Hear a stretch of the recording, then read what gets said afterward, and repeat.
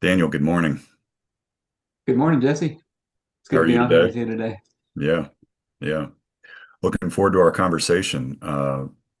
We want to show people what it's like to bring a book into the world, from idea all the way through completion, publication, marketing, all of that. And you're really the ideal person to talk to about this because we've worked on how many books over the years? Oh, I lose track, but we're somewhere around number eight. Okay. We've done around eight books Yeah, I together. was going to say six or seven. I think I've lost track as well. Yeah, yeah. So it's been quite the learning process for me for sure. I'm sure you've learned some things as we've gone to. But Yeah, definitely. Well, let's start at the beginning. What first got you interested in writing a book? so it's interesting. So I had a gym business for a long time, and prior to that, I used to coach baseball at the college level, and I had always had it in mind to actually write a book, but I could never seem to really get it to completion, actually. And years later, I got started on a journey with God, and Proverbs 13:22 really kind of changed the course of my life. It says, "A good man leaves an inheritance for his children's children." And that got me thinking about what's the most valuable thing that I can pass on. So I made a commitment. I want to pass on lessons and manuals and teaching for all the different areas of life. And so that's what turned into all the books and the programs that we have now today. That was the heart behind all of it, and was kind of the process behind it. I'll tell a quick story. Maybe I'm getting off of Jesse's plan here, but Mhm. uh, I always like to tell the story about meeting Jesse. I had started on a book. I'd started on my first book, which is called 7 Days with Jesus. And I had felt like a prompting from God to start writing 7 Days with Jesus. And I wasn't quite sure how that book was supposed to flow. And it was at the time it was looking a lot like just a bunch of journal entries. And I didn't know what to do with it. I had never published a book. I didn't know how the process worked. I didn't know where to go from there. And I met Jesse, and we were talking about workout stuff in the beginning because he's got a lot of interest in that as well. And I asked him what he did. He said, "Well, I'm actually an editor." And I said, "Well, would you mind just taking a look at this document that I have and see what you think? What would I do to turn this into a book?" And so I sent it over to Jesse, and I don't know what it was, maybe a month or 6 weeks later, he sends it back to me and it's like, "It looks like a book." I'm like, "Wow, this is pretty amazing." And so that's kind of how Jesse and I, our relationship started. And we've gone on to do what do we say, number eight now. Mhm. And but that was how it got started. I really had no clue. I was really a total beginner. I had always wanted to publish a book for a long time, but I could never seem to get it done. And working with Jesse really made a big difference for me. So Mhm. And fast forward through your catalog of books now, the Miracle Decade, for me, that concept allowed me to see that I had a potential plan to stand up a book publishing business. And I launched a publishing house, the Torre Publishing House. Torre is Portuguese for tower. mm, And this is the refuge and the strength that we have in God. And I saw the Miracle Decade as my opportunity to build a business over time and scale up and work with first-time authors to help them bring their ideas into the world, whether it's ghostwriting or editing, and then into publication. And I've had a chance now to work with a handful of authors, including Daniel, on these books. And this past year, two of them were children's books. And that was an absolute blast because it's totally different from the longer chapter books that Daniel and I that we've worked on, where they're imparting lessons. These are much shorter, still with some lessons in there, working with illustrators and designers and those kinds of things. So it's been a fun process. mhm. The Miracle Decade, we still got some work to do. I got to finish that one still. Hmm. It's been almost a decade in the works, actually. So Hmm. Yeah. Mhm. So, from your perspective as an author, how has your process with books changed from that first one to this most recent one we worked on called "The Lord Who Heals You"? Yeah, so I mean, my process, I would say, has changed a lot. A lot of it has been through Jesse's help. Um, like I said, when I first started that first one, it was just like a bunch of journal entries. So my process right now, I know this is probably a little bit different than the way a lot of people do it, but through prayer time with God, spending time with God, I'll have usually a title. All the books for me have started with a title that I felt like God kind of gives me to run with. And the funny thing is most of those titles, I don't know what's going to be in the book really. I'll get the title, but I don't really know what's going to be in the book. And so my process is as soon as I know a title of something to work on, I'll open up a document on the computer and I'll put in the title. And if there's anything that I know that I want to put in that book, I put that in, and then I kind of let it sit there for until I get something else to put in there. And I just keep kind of adding and compiling uh, into that book. And so that's my process. And one of the things I learned um, when I first started, when I wrote 7 Days with Jesus, Jesse and I have talked about this a number of times, is that I felt like I wrote too much. Like I said, if I had to redo it, I could probably write that same book and get the same message across in, a lot less pages, maybe half the pages. And so my writing now has turned into probably much more, and Jesse's been a big influence on that, but just much simpler, much clearer. Just try. My goal is to get the message communicated. It's not trying to look smart. It's not trying to use big words. It's not trying to do any of those things. It's just to get the message conveyed across to the people that are reading it. And so that's been a big shift for me and just my approach to the books is how can I make this as simple as possible? Has been a big shift for me. Hmm. So Hmm.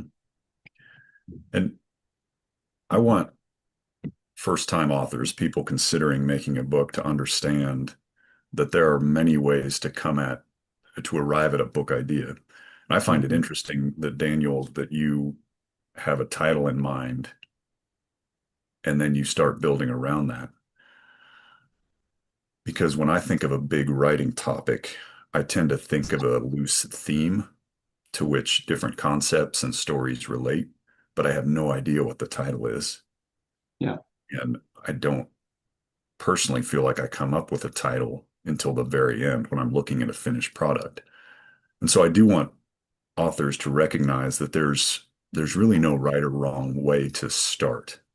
yeah. Most definitely starts with that blank document where you start putting ideas in and looking for related themes and looking for stories and anecdotes and facts that relate to that theme. And hmm alternately, It's, the stories, anecdotes, and facts that don't relate to that theme, you can go ahead and cut those out. yeah. And so I've done it several different ways now. I don't know if there's a one best way, but I've done it where, I just started compiling ideas into a document and then you try to organize them and structure them into, logical chapters. I've done it that way. Jesse and I have done it the way where, we just get on Zoom and we talk and we have a conversation around the topic. And then we take the transcriptions of those and then we start to work with those transcriptions and get it into another format. My book, Make Today a Masterpiece, we actually started working on the Miracle Decade book, and it kind of actually turned into the Make Today a Masterpiece. Kind of came out of that, but I also had written. This is another way you can do a book that's I think very effective. I had written daily devotionals for a long time, so basically daily blog posts. And a lot of the content for the book was already written. It was just in the form of blog posts. I just had to edit and make it all flow together.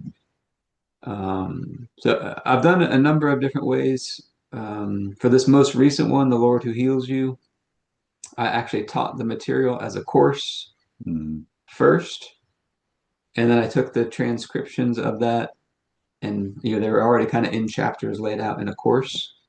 Took the transcriptions of that and then kind of worked from there, which I felt like that probably accelerated.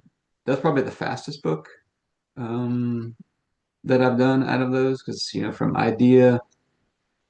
from the initial recording the course, it was sometime around the beginning of the year, this year in 2025, so it was about, I don't know, 9 months to completion. And I could have gone even faster than that, but I had some phases where I got really busy and was working on other things. So, um, but that was probably the fastest one. So it can be a much faster process, but it's not always a fast process. Yeah. Yeah. And I'd like to expand on one of the methods you touched on there, which was the conversations that we recorded on video. And then I edited the transcripts. Hmm. Um, Daniel is what we would call an ideas person. He hears things, he brings them together in his mind, and he can talk at length on these topics if you just ask him the questions. So that's what we did. We interviewed and we had agreed on the questions beforehand. You knew what was coming, and we ended up with about 5 hours of video, and then the words from that became the basis for the book. And I, as an editor, simply rearranged those words and tried to put them in a logical flow and an order. And um, it's certainly an interesting process. I would like to think it's easier for a first-time author. All they have to do is talk about their favorite topic and then wait for me to turn it around as a transcript Yeah. that they can read and review. So I do want to underscore that for first-time authors because it is indeed possible to make a book even if you don't consider yourself an outstanding writer. And I would say that's probably the easiest way. It's probably the easiest and the fastest because we got 5 interviews. I think we did 5 or 6 interviews, or maybe 4 to 6 interviews. I think we were doing what, once a week, maybe. Hmm. So within a month's time, and there's something about just talking about it. It kind of pulls the content out of you. Um, and then once Jesse's got it arranged in kind of a logical flow, it's much easier to read through it and say, oh, I would want to say it, or I want to connect these ideas a little better, or I want to rearrange this section, or once you see it all written out, it becomes much easier to kind of see what you want to do with it too. Hmm. So, but I think that's probably the easiest method. Yeah. Yeah. So, Daniel, if someone's listening to this and they think, I have a story to tell, I'm just not sure where to start. What's the one thing you would tell them about where to start? So this would be a little bit different answer than I probably would have even given you 3 months ago. Hmm. So the biggest thing that I've seen, so with the people that um, we work with in my programs, I've got a number of people now that I've helped that want to write a book. They've got a book in mind. I've talked to a number of them. I've even sent a number of them over to Jesse. A lot of people write a book or want to write a book, but what I've seen is not most of the people don't follow through. And here's the reason why I think it is. I think they don't see themselves as able to do it. They've Hmm. got we got a program, we were going to talk about this later, but a program called the New You, where we talk about your self-image of how you see yourself is controlling your behavior, even though you don't realize it a lot. It's underlying and it's running your behavior a lot. And so what I see is a lot of times people have the idea they want to write a book, but they don't see themselves as someone who's can do that. They don't see themselves as an author yet. And so I think the first thing to realize is there's probably going to be some kind of mental blocks that you're going to have to overcome of seeing yourself as an author. And then there's the mental blocks of, well, hey, I'm putting my ideas out there for people. What are they going to think? There's some doubts and fears that pop up, and I think that's where you got to keep working on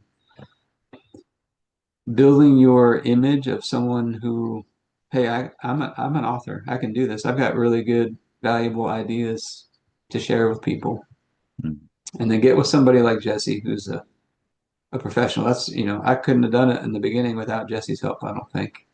Get with somebody who knows how the process works and can make it so much simpler and easier. Because if you don't know what you're doing, it's much harder in the beginning. He'll sit there and interview you. All you got to do is talk about your ideas for a little bit of time, and next thing you know, he sends it back to you, and it looks like a book. Mm. Um, that's the ideal way to do it, I think, if you're just getting started. But I think for a lot of people, I don't know what your experience has been, but what I've seen is a lot of people have some mental blocks around actually getting a book done. They want to do it, but they have some mental blocks about actually getting it done, is what my experience has been. So I don't know if you found that same thing, but Well, as an editor, embedding myself in your words and your thought processes through the course of your books, um, doing that work often helps me reframe my own mindset mm, on a daily basis. And you've written about the way our default mindset operates like a software program, and that sometimes will say to us, "Ah, I'm not a writer. This is too mhm, hard." And until you recognize that that's the programming you've allowed to run in your head, you don't know how to change it. But when you yeah, recognize that it is indeed a program that you can adjust and tell yourself to run a different mental program, then you can indeed change it. mhm, yeah. So I would tell somebody if you got an idea for something you want to write, you got a message that you really want to share with people, get started. Open up the document, put the title in, or put the first idea in, and just get started. And I think the biggest thing that has allowed me, people ask me, well, how have you written so many books? Well, Jesse's been a huge help, is number one. But the other big thing I would say is I've been very consistent. Like I work on it, not a lot every day, but probably a little bit almost every day. Like I'm pretty consistent. I'm writing, even if it's just one paragraph, I'm writing something most every day. Maybe that's just a daily devotional that maybe a piece of that gets turned into a piece of a book later. But I became consistent as a writer. And I think one of the things as you write more and more, and Jesse's done a lot of writing, you learn how to use words. It's a skill. The more you practice it, the more you learn how to use words to have the effect on the reader that you want to have, Hmm. to convey a message with simplicity and clarity, and you know, it's a skill set. And the more consistent you are, the more you practice at it, I think the more you refine that craft. Yeah. So, And I want first-time authors to know that writing isn't always easy. In fact, it's often not easy. mhm, And I feel very comfortable as a writer, and I have for a long time, but there are days when it is difficult to make sentences. And yeah, sometimes I'm happy to make one paragraph and call it a day. yeah, And that, so I think that stands that or holds true for everybody, whether or not they yeah. consider themselves a great writer. And Well, so how do you stay motivated day by day to keep doing that work when it may feel like drudgery? I think number one, it's well for me personally. Number one is staying connected to God because he's you know. So I made a commitment. I'm producing daily devotionals pretty much every day, and I felt like God was prompting me to do that. But when I first got started, my biggest question was, what am I going to talk about every day? I got to come up with new stuff every day, and I learned to kind of just relax about it and just rely on God to, you know, provide the material. So I think that's one. I think it all comes out of a relationship with Him for me. Um, I think number two, it's just keeping the big picture vision in front of me all the time. Like looking at where am I trying to go, um, and just saying, how can I take, for me, people ask, how have you written so many books? It's literally most days it's 5 minutes or 10 minutes at a time, just one paragraph at a time, little bits at a time. There's seasons.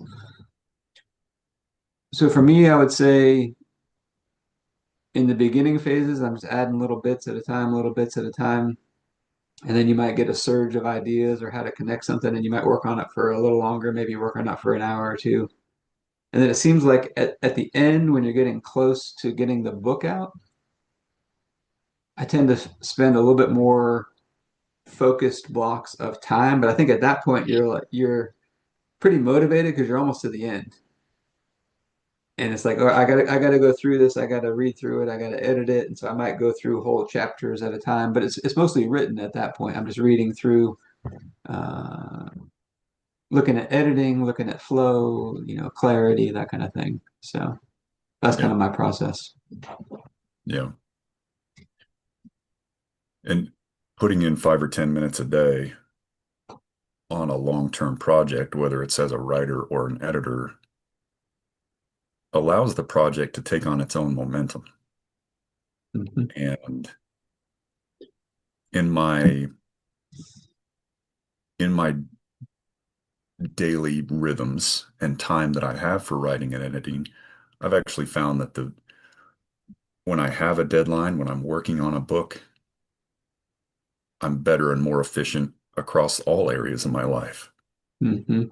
because I have to put that time in and I know it and I'm energized and motivated by that deadline. I Yeah. almost I almost prefer to have a book deadline Yeah. on my plate for that very reason because it just carries me forward. Yeah. So I actually do use deadlines for myself to put a little bit of pressure on myself. And the deadlines I use are so I've got a book, 7 Days with Jesus. Jesse's familiar with it, but it's built around God's calendar. And so God's got some times on his calendar. I use those as deadlines, basically major times like the start of the fall, the start of the spring, end of the year. So I do set some deadlines, and something I've found to be true is something we teach in some of the books is more gets done in compressed time. So whenever Hmm. you set a deadline, you're compressing time a little bit, and it's like time has a way of just seeming like it slows down, and you can get more done than you thought as you approach the deadline. So I do use deadlines. I do put in the early phases. I don't really, but when I start getting to see like I can see the finish line, it's like okay, this is my target. Um, this is what I'm shooting for, and I'm trying to get it done by this day. So I do use deadlines. I think they're very effective. I think they're important. Otherwise, you just let it sit there forever. Um, on the balance to that, I will say there's been some times where I was working on something and I just couldn't get it to come out the way I wanted, or I wasn't sure how to connect some ideas just yet. And in those cases, when I don't know what to do, I found if I just let it sit and step away from it for a little bit, maybe it's a day, maybe it's a couple days, maybe it's a week, and then I'll come back to it. So I think there's a delicate balance of sometimes you do need to like step away from it for a little bit. So for me, the last couple books that I've done, I'll get them to a point where they're pretty close, and then I'll send them back over to Jesse, and he'll read through it. Well, while he's reading through it, that's usually a little bit of time. I won't look at it at all. I'll try to purposely you know back off of it so that I come back with fresh eyes, fresh insight.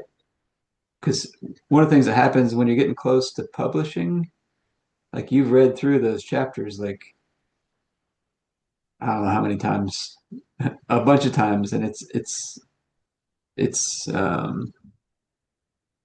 I don't know what the word is I'm looking for. It's hard to approach it with fresh eyes at that point. So Mhm. Can you think of a time or in one of your books or a concept in the book where you felt like it was a challenge or a hurdle, and like how did we get past that, and how did you and I move past that? yeah, I remember the first book especially. Um, I remember I'm working on some chapters, and I just can't figure out how to structure the book, and I can't figure out how to connect, like go from one idea to the next. And I remember just like going for walks.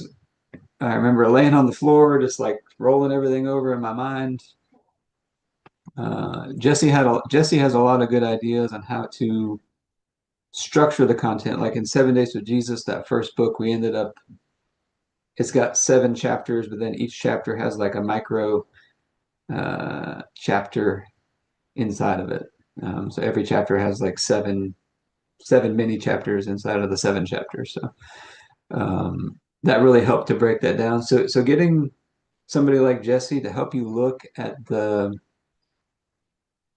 I think the biggest challenge is getting and Jesse's got a whole program on this, but your writer's map, like your structure and the hardest challenge for me is getting the structure and the flow of like what is the order, what do I want to say, and what's the order that I want to put it in, and how do I connect those ideas in that order?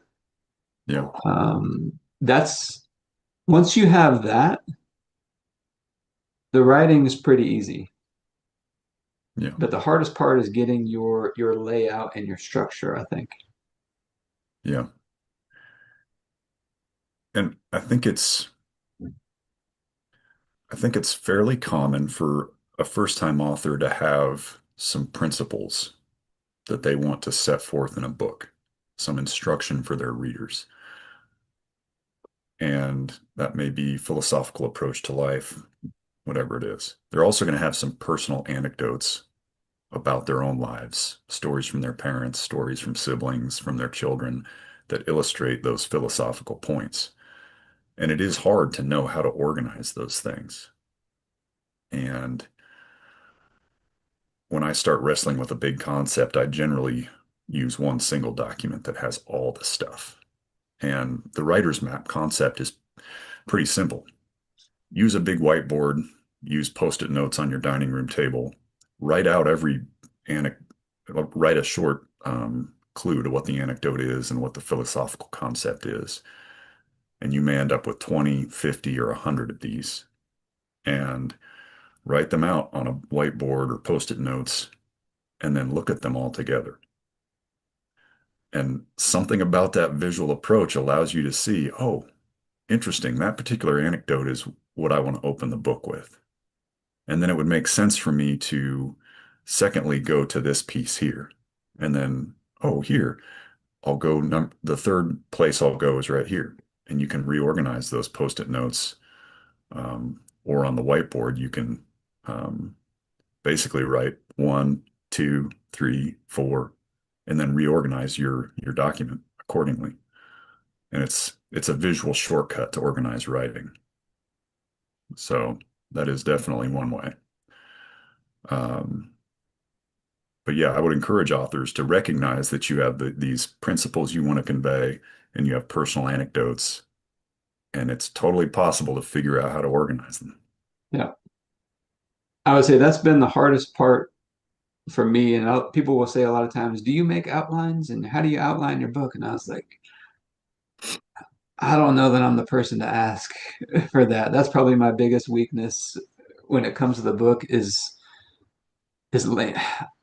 I tend to do better if I can get the ideas going as I'm writing them. I can figure out how to connect them Hmm. that way. But to lay out the big structure, I've used Jesse's method is very helpful. But to sit down and just make a normal outline the normal way, I struggle with that. Yeah. I do better getting the ideas written out and then figuring out how to connect them um, how to connect them that way. But I'm not the best person to teach somebody how to do an outline. Yeah. So And I've heard from people who have to have an outline before they start writing anything, which is yeah, great. If that's yeah, the way you write best and organize, do that. yeah, yeah. Um, but if you need to just put concepts into a document first and organize later, by all means, that's valid too. Hmm. Yeah. So I think there's not one best way to do it. I think you got to figure out what works for your style. Um, Figure out how, what is your process? How do you best work? And then kind of go from there. I'd seem to do better, as Jesse was saying, like, he can interview me, and I can, without any notes, I can just start going. It's kind of one of my more strengths or skill sets. And so I kind of write that way. Where I'll get an idea and I'll just start writing. It's like, oh, that connects with this, and I'll uh, start writing about that. So I seem to do better being able to organize it as I'm going, and a little more Yeah. fluid. When I try to put things into a more rigid outline, I struggle that way. Yeah. So, And me as a writer, I don't really organize very well while I'm writing. hmm, I just put all of the possible related concepts into a document. And I fully expect that my first draft will be a little disorganized and at least twice as long as it needs to be. Like yeah. I know that going in.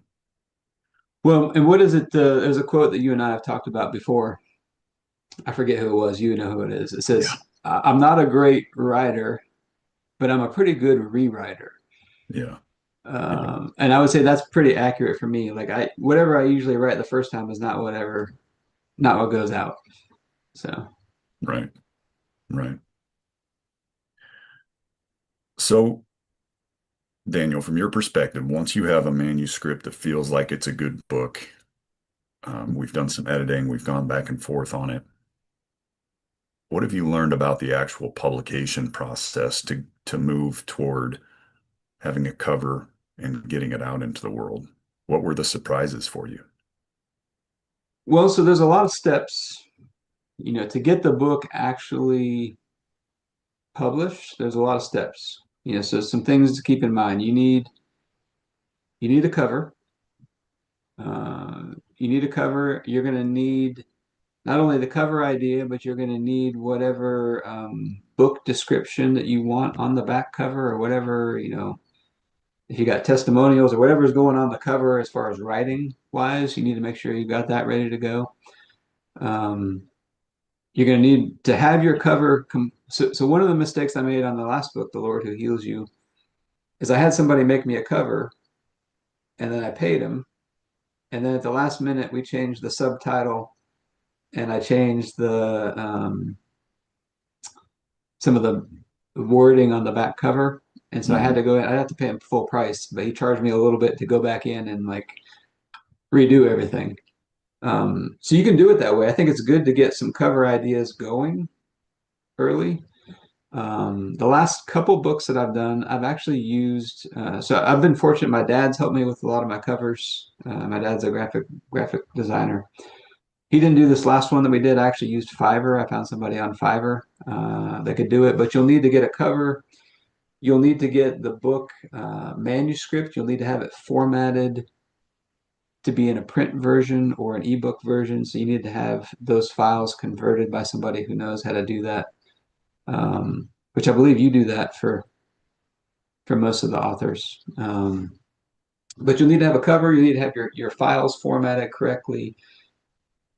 You need to make sure you have.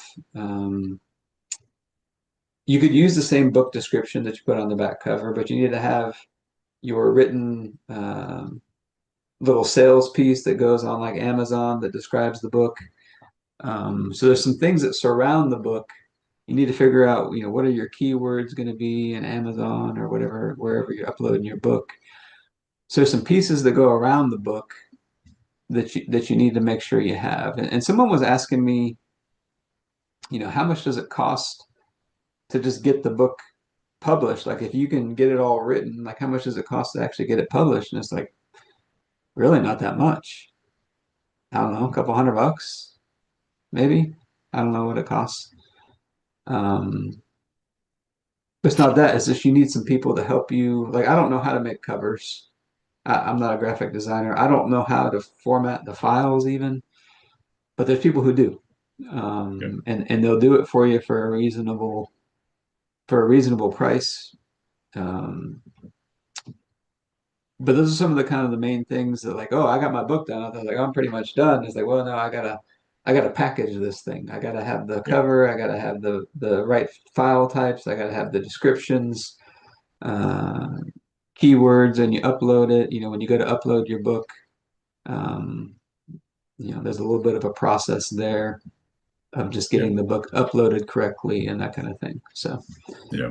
um, I mean, I would encourage a first-time author with an idea for a book to go to their bookshelves or go to a bookstore and find several books that are like the book you want to write, and look at the elements on the cover, the front cover and the back cover.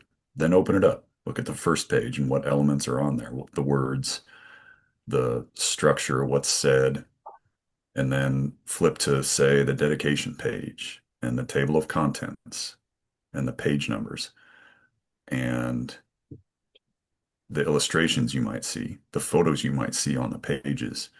All of those are individual decisions that you'll have to make as an author with a publisher. And then you'll have to do the things Daniel mentioned, the formatting, um, getting it all assembled for the platform you're launching it on. So it's all of this is doable. And mhm. as a publisher, I'm set up and ready to help authors do that. But I think that may come as a surprise to a first-time author, Yeah.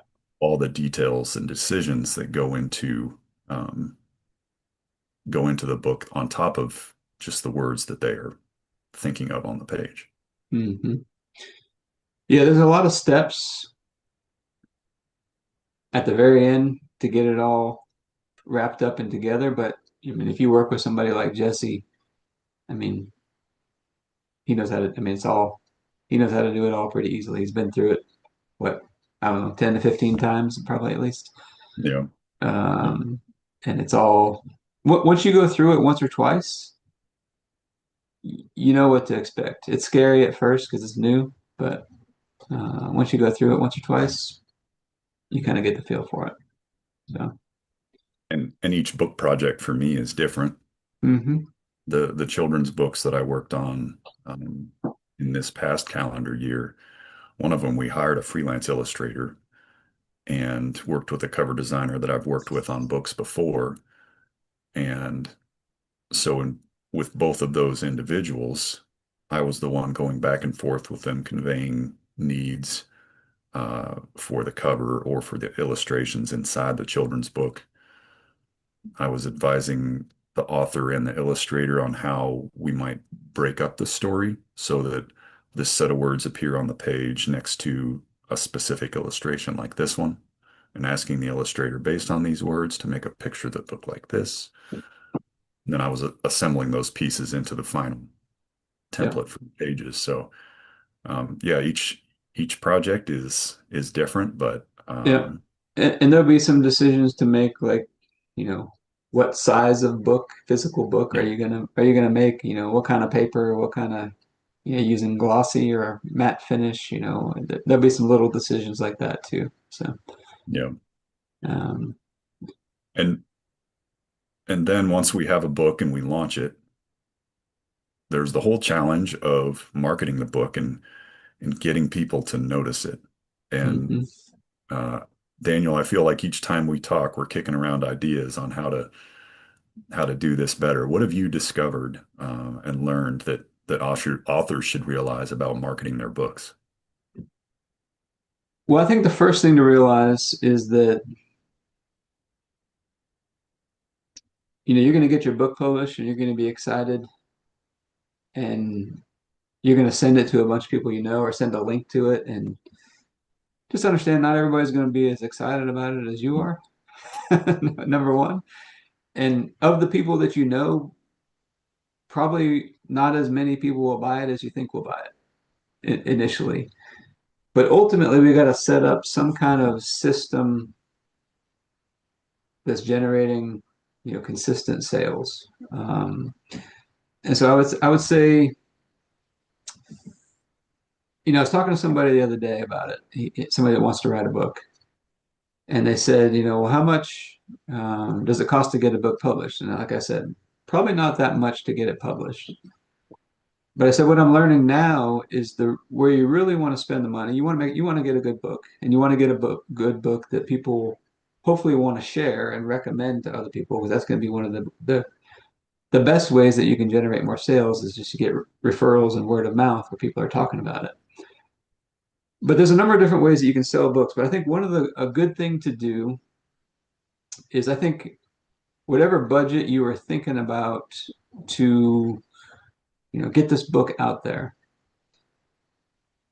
you've got a book, which is an asset. You've created an asset. So one of the things I've talked about, because I've been in the real estate investing world and some in the stock investing world, is, people are buying assets. They're buying a piece of real estate, or they're buying, stocks or whatever it may be. But you can create an asset from the inside of you. You get an idea, you can create an asset. And it's going to take a little bit of money, but I think of it kind of like if you bought a piece of real estate, and let's say I buy a rental property, and I want to get consistent income off of that rental property. Well, a lot of rental properties, think of it this way: you're buying, it's like a brand new build. There's no tenants in it or anything like that. It's a brand new book. You don't have any income coming in from it. So it's not like you're buying a property that's already got renters in it. You don't have anybody in there. And so usually with a brand new property, there's some money that you got to invest, or there's either some time or some energy or something you got to invest to get that thing producing. Like, you got to get it stabilized, and you got to get it producing income. And so I would say, to really do good, this is what I'm learning now, because I didn't do as well in the beginning, because I thought, I'm just going to put it out there and people will buy it. And, some people buy it initially, and some people share it and get it around. And I think the more you can do talks, whether that's in-person talks or podcasts, or, just have ways to talk about your book and get it in front of people, I think that's one of the best things that can help sales. But ultimately, we got to get some marketing probably in place for the book. And so what I would start doing, what I'm doing right now with the new book that we have, The Lord Who Heals You, is I'm running ads at it, and I'm testing.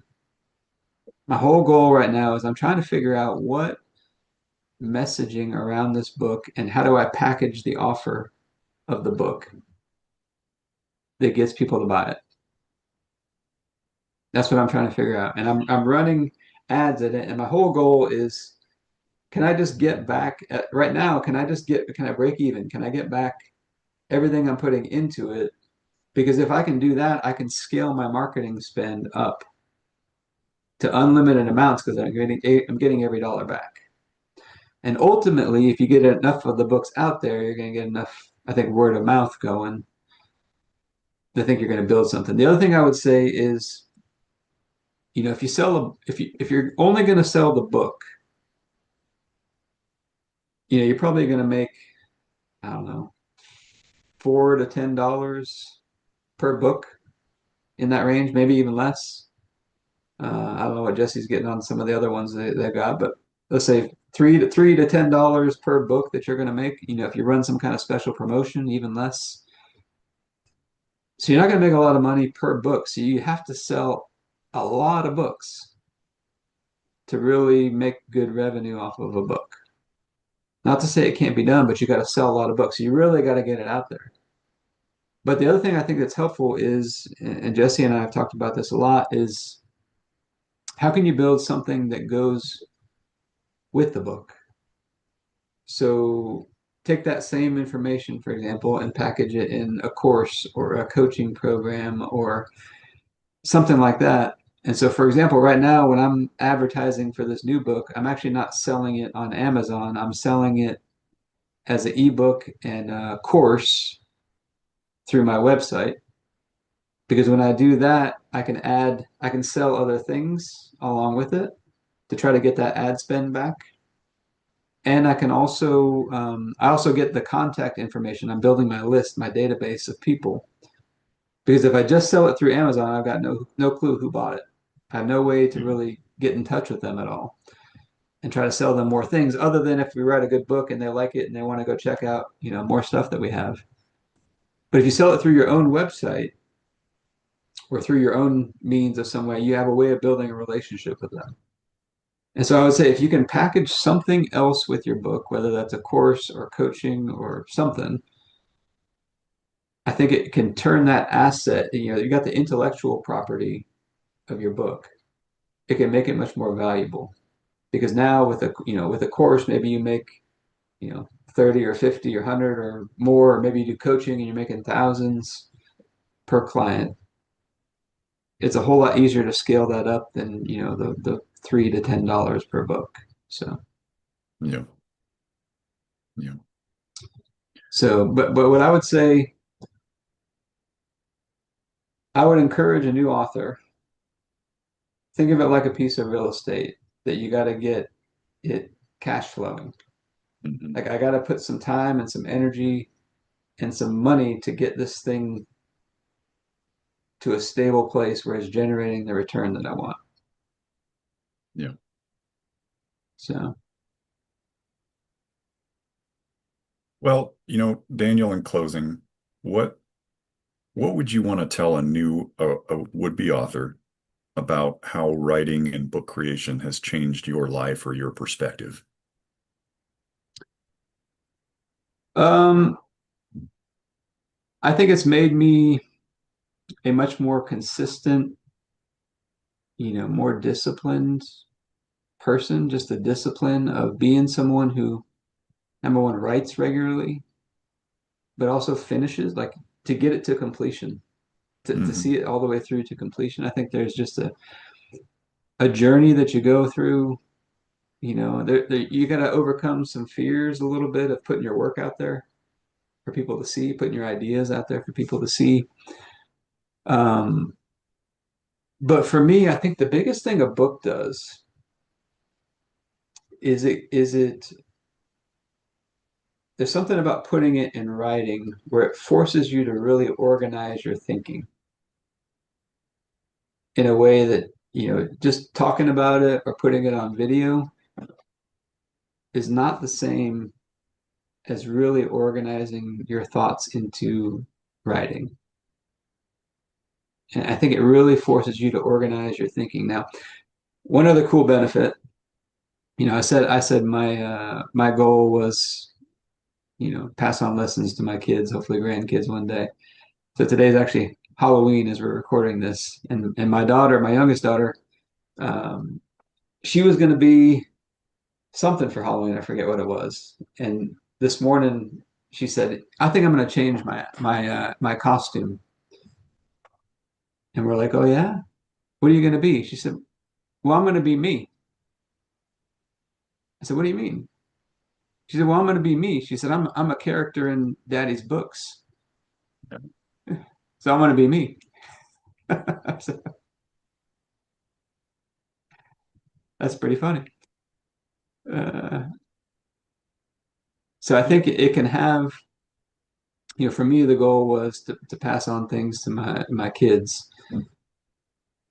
And I think for the kids to look at that and see, your ideas, your name on the cover, like they've been to some events where I've, been speaking on my books and, selling books at the back of the room at the table and, people coming up and buying books and talking to you and stuff like that. So I think just seeing the impact that it has on them, I think is pretty cool also.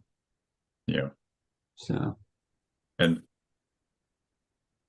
I'm sure you and I have talked about this over time. we always want more readers. We kick around ideas for marketing books, but you and I also take a lot of satisfaction in knowing that we are reaching one reader at a time. Hmm.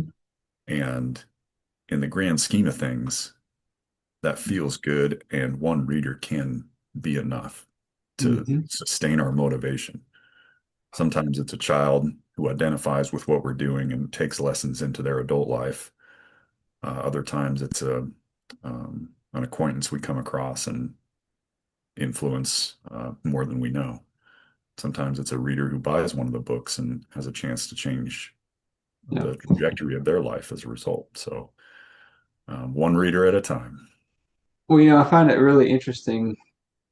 You're packaging your ideas into something that doesn't require you to physically be there or interact with a person to make a difference for them. Hmm. And it's just, and I like the idea too when you're writing, as you're talking about, write as if you're writing to one person. Yeah. Just make it very simple as if you're writing to one person. I think that simplifies things quite a bit. Yeah, for sure. It's daunting to sit down with a blank document and have the cursor blinking at you. Um, and that's certainly a tip for any writer. Hmm. Record audio if you need to get going, just as if you're talking to your mom or dad, as if you're talking to your spouse or a best friend, just describing the concept that you have in mind. It doesn't have to be organized, it doesn't have to be perfect. Um, but what you'll end up with is a whole lot of words that you can start to rearrange. Hmm. All of a sudden, you start to feel like a writer 5 to 10 minutes per day. Yeah. Yeah. Well, thank you, Daniel. This has been a ton of fun in this conversation and in the books we've done. Yeah. And I appreciate it. I'm sure we've got some more books to do that we don't even know about yet. Yeah. And if anybody, I would just throw this out there. Like I said, if anybody, you've been thinking about writing a book, I know several people that, come to mind right now. I know they've been thinking about writing a book. I'm like, you got to go talk to Jesse. Just go talk to him. Just go talk to him and he'll help you make this process so much easier. So, Yeah, that's the fun part. I have one of those conversations scheduled for next week, and yeah. um, I'm excited for that because this is an individual who's super smart. I know they can do this. They just need to see that it's possible for themselves and understand more of the steps, and I think it'll happen. Yep. Yeah. Yep. Well, I appreciate it, Jesse.